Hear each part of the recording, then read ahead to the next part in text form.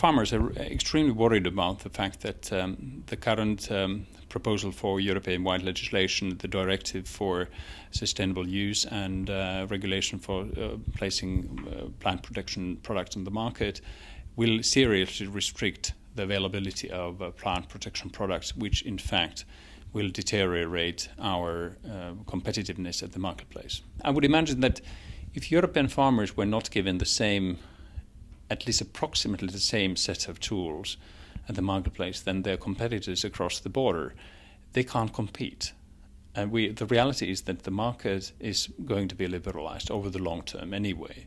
And if European farmers are restricted in relative terms more than they can bear, the advantages will be gathered, it will be collected by our competitors from third countries.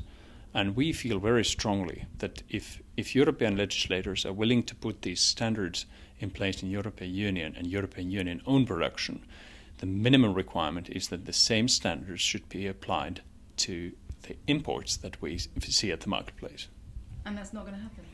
Obviously, it will be extremely complicated. Even if it was possible, there is a danger that we will be confronted by our international agreements in WTO, for instance, and secondly, we may bear the consequences at the marketplace in terms of extreme administrative burden that the farmers or other stakeholders at the food chain will face.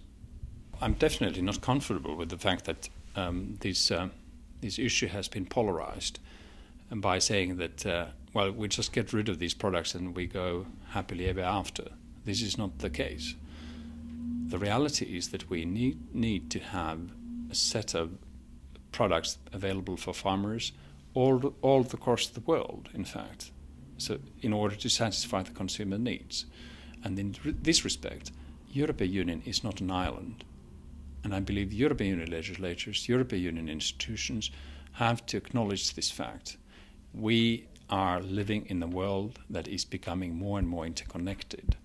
And by taking a unilateral action like this we have now on the table only demonstrates that these realities have not been fully respected by our European institutions.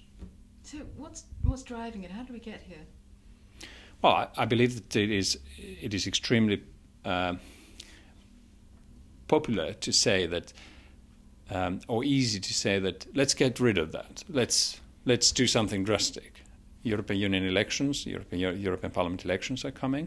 Of course, it's an easy argument, good argument to propose in the, let's say, to electorate and to your possible voter that, well, I defended the issue vigorously against the multinationals and the stakeholders in Brussels, without acknowledging that actually it is extremely complex issue that does actually have not simple truths in it, and we have to take a look into this from a very, let's say, diverse point of view of European agriculture and the multitude of production methods all across Europe. What I really would like to emphasize is the need of having these fine-tuned amendments to the package that we have seen at the very last moment, or the Council amendments in terms of derogation for instance, the 5-year derogation. I think that's quite crucial for certain minor products, minor sectors.